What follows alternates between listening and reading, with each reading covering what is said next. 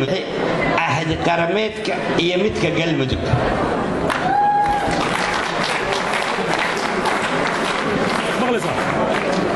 runtii dawladda federaalka wax badan oo aan isla soo marnay ayaa jiray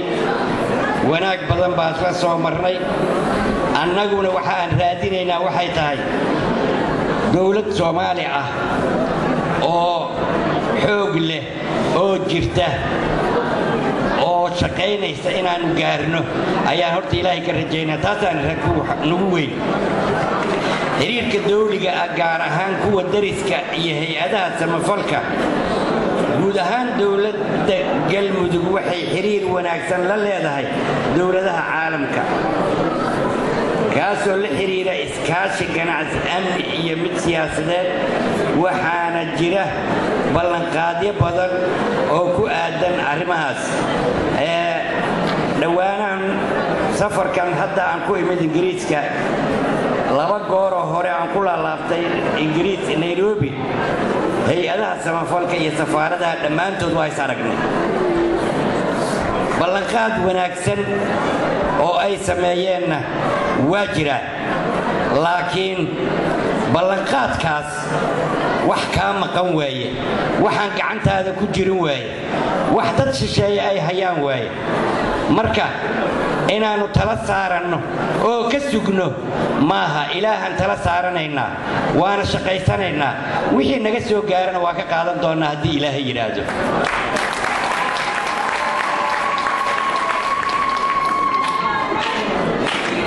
sidoo kale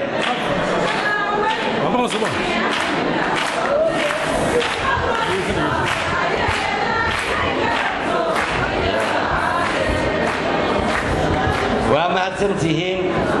xagga jiiraanka iyo dariska iyo dawladaha dariska dhammaantood waa waajib waay horta inaad dadka dariskaaga ah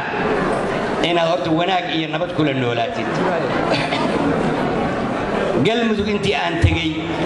ama intii aan meesha qabtay nabad iyo wanaag baan raadinayay dad badan baa waxay yiraahdeen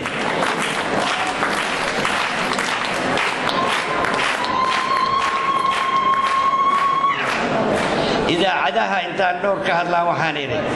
waxaan jeclaan lahaa walaalkay Cabdiraxmaan Faroole haddii ay garoowo tahay haddii boosaaso tahayba inaan kula kulmo si nabad iyo wanaag fiican loo wada gaaro nasiib wanaag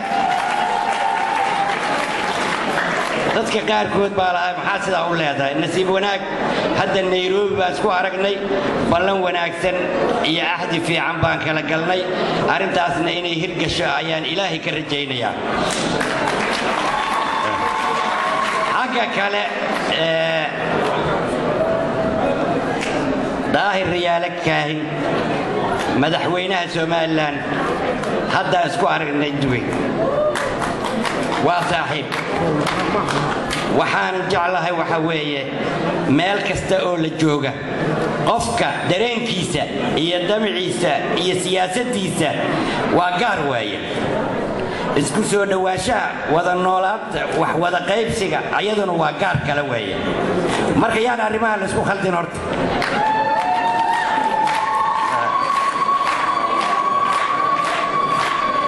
muddadii ay jirtay dawlad goboleedka galmudug oo aan ka badnayn 3 sano iyo bar waxay gaartay horumar ballaaran oo dhinac kasta taabanaya waxa ugu muhiimsan tusaale ahaan kuwan kow waa amniga waxa la dhisay ciidan nabadgelyo oo xasiliya nabadda deegaanka galmudug بعض waxa aad u yaraaday dagaaladii isdilkii isdhici iyo wixii la midka ahaa si waxa la nabadeeyay bulshada deegaanka iyo dariska waxa la abuuray hay'adaha amniga iyo garsoorka midda labaad arrimaha bulshada وحاجة وحبرشة وحال هرمرية تعليم تقريبا هذا كلا دوان سيدا دوكسي هوسة نحق أوردن سجال يتمن دوكسي يسدح دوكسي سرق oo ay dhigtaan guud ahaan arday 5,000 kor u dhaafaysa meesha galmudug ka hor ay jireen 7 dugsi hoose dhexe oo ay dhigan jireen in ka yar 700 oo arday xarafka 2 B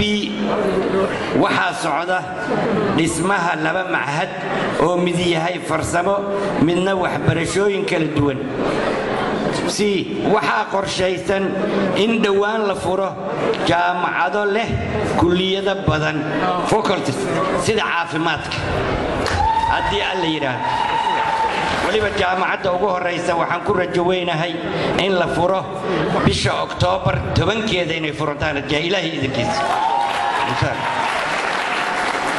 caafimaadka ee sanadkan way caafimaadka waxaa la gaarsiiyay heer lagu kalsoonaan karo waxaana galmudug caafimaad u tahay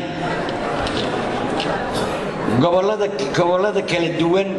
ee dalka Soomaaliyeed iyo kilidka shanaad ee ismaamulka Soomaaliyeed isbitaalka aan idin fasiro isbitaalka ugu weyn ee Gaalkacyo run ahaantii hay'ad gacanka halkaana laga dhisay jaalida UK ayaa bilowday jilsmiisi isbitaalkii waa balaartay waa weynaaday hay'adda MSF Holland ayaa gacan weyn ka geysatay runtii maanta waxa weeye ilaa Hiiraan iyo ka shishe gobolka shanaad ee Soomaalida ilaa iyo Garowe iyo ka kor ayaa hadda looga yimaadaa marka ma sha Allah isbitaalkii waxa weeye isbaahana qaado weey waxaa galmudug